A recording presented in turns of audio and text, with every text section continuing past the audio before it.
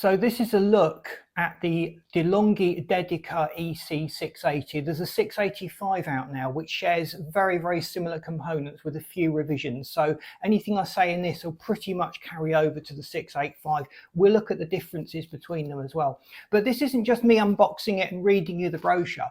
I've had this machine for 6 years. I've made about 20,000 coffees from it without a fault. So I've been really pleased with it. I researched my decision to buy a machine very, very carefully. There's quite a few machines in the market at this price point. There's quite a few cheaper machines around, and there's certainly a lot of expensive machines as well.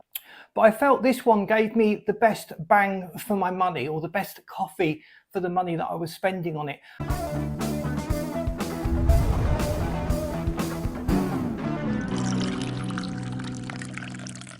So in this review, I'm going to include the good points, the negatives, the bad points. Everything's got a few bad points, and you just need to be aware of these when you're buying a machine. And I'm going to provide some essential setup tips, how to use the menu function to get to the essential settings that you actually need to get this machine making perfect coffees every single time you use it. So please boot the like button. If you haven't subscribed, please do so. We're going to have lots more tips on the EC680, 685 and similar coffee makers, just to help you to get the best from it.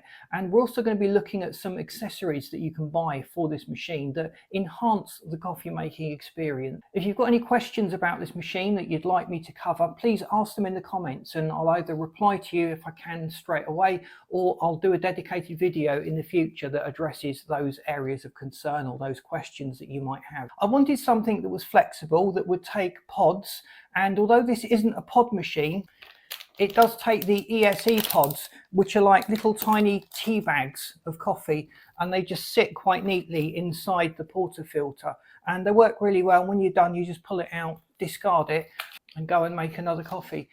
So you've got the convenience of the pods.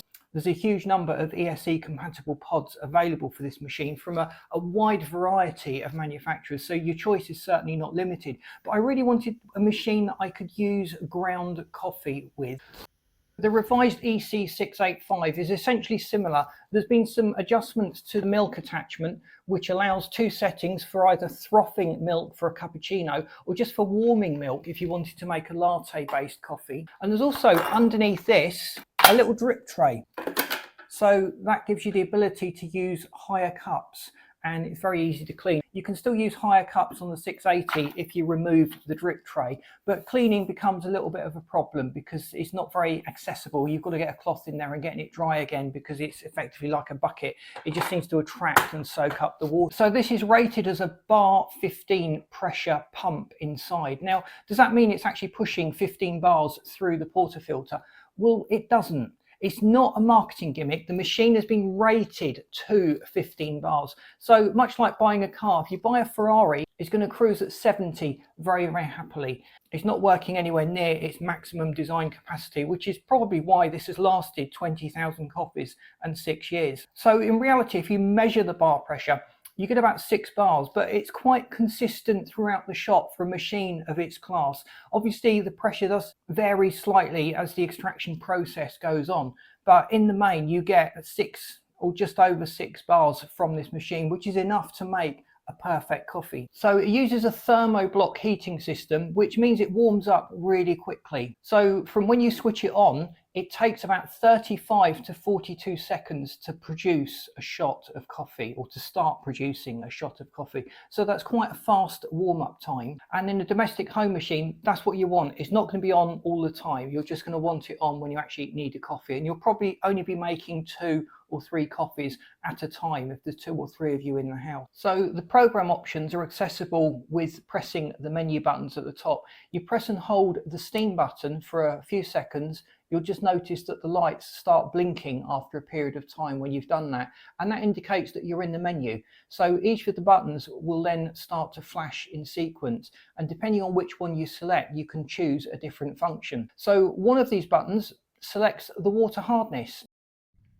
So you press and hold that to set the hardness, and then you've got 3 different settings: soft, medium and hard. Now it doesn't change anything in the machine other than the timer for when you need to descale it, and the indicator to descale it is the little steam light shines orange instead of white when you first switch it on. So if you've got that orange flashing light, that's an indicator that you need to descale it. So in a very hard water area like here, you would choose the maximum setting. In a soft water area, you can get away with 1, and most people watching this would probably be in the middle, so the water's not particularly soft, but it's not particularly hard. So one accessory if you're in a particularly hard water area are these little filters. They're water filters, and they just drop in the tank very, very easily, very quickly, very simply. You change them every few months, whatever the manufacturer specifies, and they just sit in there and they filter the water as it comes through. The one little downside to using those water filters is if the reservoir runs dry, you get an airlock. And the best way of clearing the airlock is just to run some steam through the steam one, just changing the dial on the side, just changing that dial on the side to the steam position and allowing a little bit of water to run through. And after the water has run and it turns to steam, it's usually generally okay then to just pull your first shot out of the machine. So the next setting you need to select through the menu system is the heat setting, the temperature of the extraction. To set the temperature, you press this button to set the temperature. The lights will flash and you've got low, medium and high. Now this is going to vary according to taste, so you really do need to do a trial and error setting. So try it on the lowest setting, pour a shot, taste it and compare that with the middle setting and the hottest setting. And if all you can tell is the difference in temperature, it doesn't matter. You're not that sensitively attuned to the taste of coffee. But in most instances, I personally find that dark roast coffees I usually use, it works better with less heat going through it and you get more flavour out of it. So if you're a bit of a nerd, play around with that, experiment. You can also set the shut-off time. So if you press this third one, you've got the various settings. You've got 9 minutes, 30 minutes and 3 hours. And after that's selected, the machine will auto power down after that period of time. The most critical thing though is the extraction duration. And you set that by pressing and holding the button during the extraction time. So rather than use its preset extraction, it's waiting for you to release your finger. So I've done another video on how to fine tune coffee machines, but very, very quick overview is to just pull 3 shots out of it very, very quickly to get an idea for the duration. And you'll generally find the first shot is very, very sweet.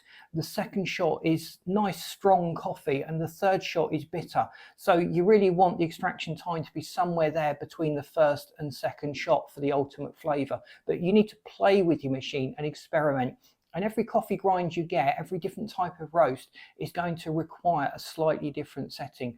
Use the single button and the double button. So the double button I would use if I was using a lot of coffee inside the portafilter, the double filter baskets. That's probably the one I use most of the time. And just use the single if you've got the shallower portafilter in there.